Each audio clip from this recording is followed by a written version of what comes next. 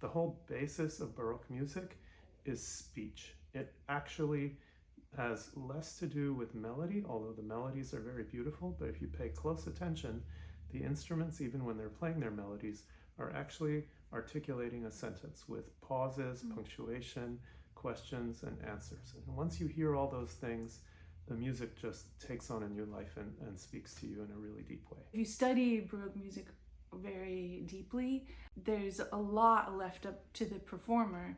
But Bach is very good at writing out where he wants trills or writing out ornamentation in a beautiful way that really comes together, so you can see all of the Baroque in his music. It's very complete. So that's why I feel that people can really relate to it, because he wrote out what was complete for the time. Even though it's somewhat older music than what a lot of people hear, it's very much like a living art form that you're seeing, because it's being interpreted kind of before your eyes. Again, if it's done well, you'll never see two interpretations that are carbon copy of one another. When I pick up my Baroque viola, I recognize that the singers of the 18th century were much more interested in intimately communicating really specific texts to their audience.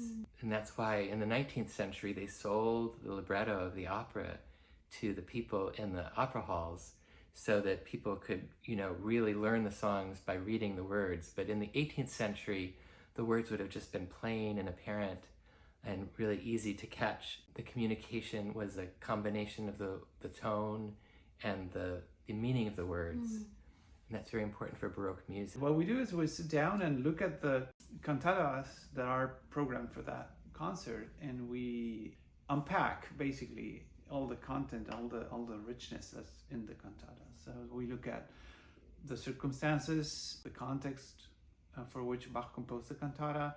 We look at the text, and then we look at the music, of course, and how the music ties into the text. So there's this sort of vulnerability and service mentality, I think, that exists in ensemble music, where you have to bring yourself to the music or to the project, but also have to kind of give up some of yourself to the people you're working with. And there's something really wonderful, I think, about it.